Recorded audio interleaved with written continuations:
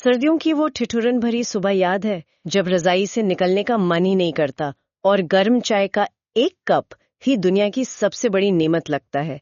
लेकिन एक पल के लिए सोचिए, उन लोगों के बारे में जिनके पास उस ठंड को रोकने के लिए न मोटी रजाई है, न गर्म कपड़े और न ही घर की चारदीवारी। आज हम 10वीं कक्षा के हिंदी पाठ्यक्रम से एक ऐसी ही दिल को छू लेने वाली कविता समता की ओर की दुनिया में उतर रहे हैं। इसकी रचयिता हैं मुकुटधर पांडे जी। हमारा मकसद सिर्फ इसके शब्दों को पढ़ना नहीं, बल्कि इसकी आत्मा को समझना है। बिल्कुल, और इसे हम महाराष्ट्र एसएससी बोर्ड परीक्षा 2025 के नजरिए से भी देखेंगे। हम इस कविता की हर परत को खोलेंगे, मतलब कवि के मन की दुनिया से लेकर हर एक पंक्ति का गहरा अर्थ और वो सारे महत्वपूर्ण बिंदु जो परीक्षा में अच्छे अंक लाने में मदद करेंगे। ये एक एकेडमिक और भावनात्मक दोनों तरह का सफर होने वाला है। तो इस कविता की आत्मा तक पहुंचने के लिए हमें सबसे पहले उस मन को समझना होगा जहां से ये विचार जन्मा, यानी इसके रचयिता मुकुटधर पांडे जी। जी, उनके बारे में कुछ बताइए। जरूर। मुकुटधर पांडे जी का जन्म 1895 में छत्तीसगढ़ के बिलासपुर में हुआ था। वो हिंदी साहित्य में छायावाद युग के कह सकते हैं कि प्रवर्तक कवियों में से एक माने जाते हैं। ये परीक्षा के लिए एक बहुत महत्वपूर्ण तथ्य है जी, इसे याद रखना चाहिए। उन्होंने सिर्फ 13 साल की उम्र से लिखना शुरू कर दिया था, जो उनकी प्रतिभा को दिखाता है। छायावाद, ये नाम सुनते ही मन में प्रकृति, प्रेम, कल्पना और व्यक्तिगत भावनाओं की तस्वीरें बनती हैं। आपने बिल्कुल सही पकड़ा, और यहीं पर ये कविता और भी दिलचस्प हो जाती है। छायावाद को अक्सर प्रकृति, प्रेम और व्यक्तिगत भावनाओं का युग माना जाता है, लेकिन पांडे जी इस कविता में उस दायरे से बाहर निकलकर सीधे सीधे सामाजिक यथार्थ और आर्थिक विषमता पर चोट करते हैं। पूजा फूल और शैलबाला जैसे उनके संग्रहों में प्रकृति और सौंदर्य है, पर समता की ओर में समाज का कड़वा सच है। ये उस दौर के लिए एक बहुत ही प्रगतिशील और साहसी कदम था। यानी कवि अपनी स्थापित शैली से अलग हटकर समाज का आईना बनने की जिम्मेदारी उठा रहा है। कमाल है। तो इस कविता समता की ओर का मुख्य आधार क्या है? पद्य संबंधी हमें क्या बताता है? इस कविता में कवि ने शिशिर ऋतु यानी सर्दियों की कड़ाके की ठंड को अपना कैनवस बनाया है।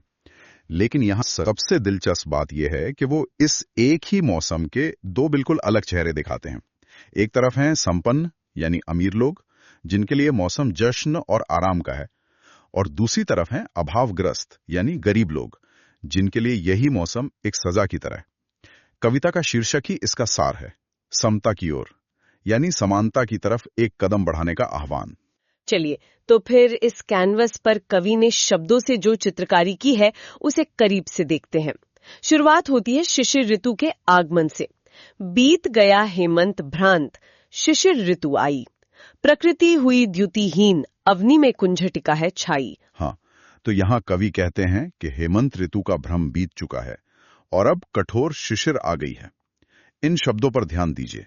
द्युतिहीन यानी कांतिहीन, जिसकी चमक खो गई हो, अवनी यानी पृथ्वी, और कुंजटिका मतलब घना कोहरा। तो माहौल ऐसा है कि प्रकृति की सारी सुंदरता और चमक जैसे किसी ने छीन ली हो और पूरी धरती पर एक उदास कोहरा छाया हुआ है। यह सिर्फ मौसम का वर्णन नहीं है, ये एक तरह से आने वाले गंभीर विषय के लिए एक माहौल तैयार कर रहा है। आगे की पंक्तियां हैं, पड़ता खूब तुषार, पद्मदल तालों में बिल खाते, अन्यायी नृप के दंडों से यथा लोग दुख पाते। वाह, क्या पंक्तियां चुनी हैं आपने। ये इस कविता का एक शिखर बिंदु है। कवि कह रहे हैं कि तालाबों में कमल के पत्ते मतलब पद्मदल पाले यानी तुषार की मार से ऐसे मुरझाकर तड़प रहे हैं, बिलखा रहे हैं, जैसे कोई अन्यायी राजा, अन्यायी नृप अपनी प्रजा को कठोर दंड दे रहा हो और प्रजा उस दंड से दुख पा रही हो। ये तो बहुत शक्तिशाली इमेजरी है। मतलब ठंड सिर्फ एक मौसम नहीं, बल्कि एक अत्याचारी शासक की तरह है। और परीक्षा के नजरिए से देखें तो ये तुलना बहुत महत्वपूर्ण होगी, है ना? इस तरह की पंक्तियों पर सीधे सवाल बन सकते हैं। बिल्कुल, ये उपमा अलंकार का एक टेक्स्ट बुक एग्जाम्पल है।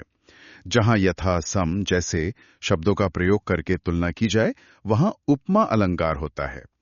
छात्रों को ये पंक्ति खास तौर पर याद रखनी चाहिए, क्योंकि अलंकार पहचानिए वाले प्रश्न में इसके आने की बहुत संभावना है। ये तुलना ठंड की क्रूरता को बहुत प्रभावशाली ढंग से व्यक्त करती है। और ये अत्याचार सिर्फ प्रकृति पर नहीं, बल्कि बेजुबान जानवरों पर भी होता है, जैसा कि अगली पंक्तियों में दिखता है। निशा काल में लोग घरों में निज निज जा सोते हैं, बाहर श्वान सियार चिल्लाकर बार बार रोते हैं। सही। कवि इस क्रूरता का दायरा और बढ़ाते हैं। वो दिखाते हैं कि इंसान मतलब लोग तो रात के समय निशा काल में अपने अपने निज निज घरों में सुरक्षित सो जाते हैं, लेकिन बाहर जो बेसहारा जानवर हैं जैसे कुत्ते, श्वान और सियार, वो ठंड के मारे दर्द से चिल्ला चिल्ला कर रोते हैं। ये एक बहुत ही करुण दृश्य है। और इसके बाद का दृश्य तो मन में एक डर सा पैदा करता है। अर्धरात्रि को घर से कोई जो आंगन को आता, शून्य गगन मंडल को लख यह मन में है भय पाता। तारे निपट मलिन, चंद ने पांडु वर्ण है पाया, मानो किसी राज्य पर है राष्ट्रीय कष्ट कुछ आया। बिल्कुल। कवि कहते हैं कि आधी रात को अगर कोई आंगन में आकर सूने आकाश, शून्य गगनमंडल को देखता है तो उसका मन भी भयभीत हो जाता है। क्यों? क्योंकि तारे भी निपट मलिन यानी बहुत धुंधले और उदास हैं, और चांद ने भी पांडु वर्ण मतलब पीला रंग अपना लिया है, जैसे वो बीमार हो। ये पूरा दृश्य ऐसा लग रहा है मानो किसी राज्य पर कोई बहुत बड़ा राष्ट्रीय संकट, एक राष्ट्रीय कष्ट आ गया हो। कभी प्रकृति के हर तत्व का इस्तेमाल कर रहे हैं एक बहुत ही निराशाजनक और भारी माहौल बनाने के लिए, समाज की बात करने से पहले ही। और अब इस तैयार मंच पर वो समाज के उस कड़वे सच को लाते हैं जो इस कविता का दिल है। धनियों को है मौज, रात दिन है उनके पौ बारे, दीन दरिद्रों के माथे ही पड़े शिशिर दुख सारे। यहीं से कविता का असली मर्म शुरू होता है। कवि अब प्रकृति से हटकर सीधे समाज के दो चेहरों को आमने सामने रखते हैं। एक तरफ अमीर धनी है जिनके लिए दिन रात मौज है। पौ बारा होना एक बहुत सुंदर मुहावरा है जिसका अर्थ है खूब लाभ होना या हर तरफ से मजे में होना। उनके लिए तो ये मौसम आनंद का है। और दूसरी तरफ शिशिर के सारे दुख, सारी तकलीफें किसके माथे पड़ी हैं? दीन दरिद्रों यानी गरीबों के हिस्से में। और यह अंतर सिर्फ एक एहसास का नहीं, बल्कि रोजमर्रा की जिंदगी की हर छोटी बड़ी चीज में दिखाई देता है। जैसे कि भोजन, वे खाते हैं हलवा पूड़ी, दूध मलाई ताजी, इन्हें नहीं मिलती पर सूखी रोटी और न भाजी। हाँ, कवि इस असमानता को और ठोस उदाहरणों से सामने रखते हैं। अमीर लोग इस मौसम में हलवा पूड़ी और ताजी दूध मलाई जैसे पौष्टिक और स्वादिष्ट भोजन का आनंद ले रहे हैं, और गरीबों को उन्हें 2 वक्त की सूखी रोटी और सब्जी भी नसीब नहीं हो रही है। ये सिर्फ भूख की बात नहीं है, ये सम्मान की भी बात है।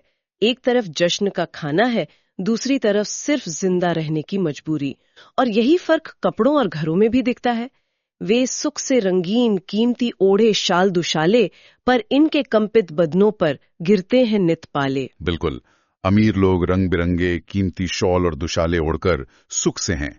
उन्हें ठंड का शायद एहसास तक नहीं होता, लेकिन गरीबों के कांपते हुए शरीर, कंपित बदन पर रोज रात को पाला गिरता है, क्योंकि उनके पास तन ढकने के लिए भी पूरे कपड़े नहीं हैं। अगली पंक्तियां घरों की बात करती हैं।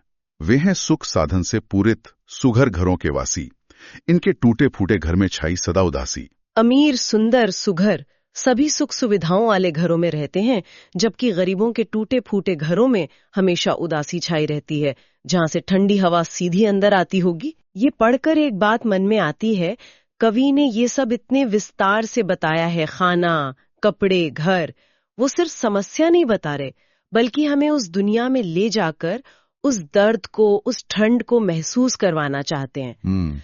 तो इस सारी असमानता को दिखाकर, इस दर्दनाक सच्चाई को सामने रखकर अंत में कवि का समाधान क्या है, वो क्या कहना चाहते हैं? कविता के अंत में कवि एक अपील करते हैं, एक प्रश्न पूछते हैं जो पूरे समाज से है। पहले वो एक पुराने समय को याद करते हैं। पहले हमें उदर की चिंता न कदापि सताती, माता समथी प्रकृति हमारी पालन करती जाती। वो कहते हैं कि एक समय था जब प्रकृति माँ की तरह सबका पालन पोषण करती थी और किसी को पेट भरने की चिंता नहीं थी। लेकिन अब जो ये इंसानों द्वारा बनाई गई असमानता है, इसे हम इंसानों को ही दूर करना होगा। और वो अंतिम पंक्तियां तो सीधे दिल पर लगती हैं। हमको भाई का करना उपकार नहीं क्या, होगा भाई पर भाई का कुछ अधिकार नहीं क्या। यही कविता का सार है। कवि एक भावनात्मक प्रश्न पूछते हैं। वो ये नहीं कहते कि अमीरों को गरीबों की मदद करनी चाहिए। वो कहते हैं कि क्या एक भाई को दूसरे भाई पर उपकार नहीं करना चाहिए? क्या एक भाई का दूसरे भाई पर कोई अधिकार नहीं होता? कवि ने अमीर और गरीब नहीं बल्कि भाई शब्द का इस्तेमाल किया है। ये रिश्ते की दुहाई है, सिर्फ नैतिकता की नहीं। वो हमें हमारी सामाजिक जिम्मेदारी का एहसास करा रहे हैं और समता की ओर बढ़ने के लिए प्रेरित कर रहे हैं। एकदम सही। ये एक आदेश नहीं, एक पुकार है। ये विश्लेषण तो अद्भुत है और इसने कविता की कई परतें खोल दी हैं। लेकिन अब सवाल ये उठता है कि एक छात्र इन सभी गहराइयों को परीक्षा के पन्नों पर कैसे उतारेगा? इस पूरी चर्चा से मुख्य बातें क्या निकल कर आती हैं जो परीक्षा में काम आएंगी? बहुत अच्छा सवाल है। चलिए इसे संक्षेप में समझते हैं। सबसे पहले कृति पूर्ण कीजिए या संजाल जैसे प्रश्न आते हैं। जैसे शिशिर ऋतु में प्रकृति में होने वाले बदलाव का संजाल आ सकता है। तो छात्र उसमें लिखेंगे, प्रकृति द्युतिहीन हो गई, पृथ्वी पर घोरा छाया, तारे मलिन हो गए, चांद पीला पड़ गया। या फिर अमीर और गरीब के जीवन में अंतर पर तालिका आ सकती है, जिसमें भोजन, वस्त्र और घर के आधार पर अंतर लिखने होंगे। और कविता के केंद्रीय भाव या संदेश पर भी प्रश्न आ सकता है ना? निश्चित रूप से। समता की ओर कविता का संदेश अपने शब्दों में लिखिए। तो इसका सीधा उत्तर होगा कि इस कविता के माध्यम से कवि मुकुटधर पांडे समाज में व्याप्त आर्थिक विषमता को दिखाते हैं और ये संदेश देते हैं कि अमीर गरीब दोनों भाई हैं। अमीरों का कर्तव्य है कि वे गरीबों की मदद करें और समाज में समानता स्थापित करने का प्रयास करें। पद्य विश्लेषण का प्रश्न भी एक जरूरी हिस्सा होता है, उसमें क्या करना होगा? पद्य विश्लेषण में कुछ बिंदु होते हैं। कविता का नाम, कवि का नाम, पसंद की पंक्तियां, उनके पसंद होने का कारण और कविता से मिलने वाला संदेश। छात्र अपनी पसंद की कोई भी पंक्ति चुन सकते हैं, जैसे हमको भाई का करना उपकार नहीं, क्या होगा? और कारण में लिख सकते हैं कि यह पंक्ति हमें हमारी सामाजिक जिम्मेदारी का एहसास कराती है और भाईचारे की भावना जगाती है। और व्याकरण के कौन से हिस्से इस कविता से जुड़े हैं? व्याकरण स्कोरिंग होता है, तो इस पर विशेष ध्यान देना चाहिए। एक तो अलंकार, जैसा हमने विस्तार से चर्चा की, उपमा अलंकार का उदाहरण, अन्यायी नृप के दंडों से यथा लोग दुख पाते हैं। फिर है शब्द युग्म, कविता में कई हैं, जैसे रात दिन, दीन दरिद्रों, टूटे फूटे, निज निज। इन्हें पहचानने के लिए कहा जा सकता है। और विलोम और पर्यायवाची शब्द, विलोम में सुख दुख, धनी निर्धन, पर्यायवाची में अवनी, पृथ्वी, नृप, राजा, श्वान, कुत्ता, चंद्र, चांद। ये शब्द संपदा बढ़ाने में भी मदद करता है। और कविता के रस के बारे में क्या कहेंगे? गरीबों का वर्णन पढ़ते हुए एक खास तरह की भावना मन में आती है। बिल्कुल। कविता में जहां गरीबों के दुख, उनकी पीड़ा और दयनीय स्थिति का वर्णन है, वहां मन में दया का भाव आता है। इसे काव्य शास्त्र में करुण रस कहते हैं। तो अगर रस पहचानने के लिए आए तो इसका उत्तर करुण रस होगा। तो ये तो परीक्षा की तैयारी के लिए एक मुकम्मल गाइड हो गई। आज हमने मुकुटधर पांड्या की कविता समता की ओर को सिर्फ पढ़ा नहीं बल्कि महसूस किया। हमने देखा कि कैसे शिशिर की एक ही ऋतु अमीर और गरीब के लिए बिल्कुल अलग अनुभव लेकर आती है और कैसे कवि हमें भाईचारे और समानता का एक शक्तिशाली संदेश देते हैं। हमारी ये गहरी पड़ताल यहाँ समाप्त होती है, लेकिन एक विचार मैं सबके लिए छोड़कर जा रहा हूँ। कवि ने ये कविता कई दशक पहले लिखी थी। आज के आधुनिक समाज में जब हम अपने चारों ओर ऊंची ऊंची इमारतें और बड़ी बड़ी गाड़ियां देखते हैं, तो खुद से ये सवाल जरूर पूछेगा, अमीर और गरीब के बीच की ये खाई जो पांडे जी ने दिखाई थी, वो कम हुई है या और भी गहरी और चौड़ी हो गई है? इस कविता का संदेश आज के समय में कितना प्रासंगिक है?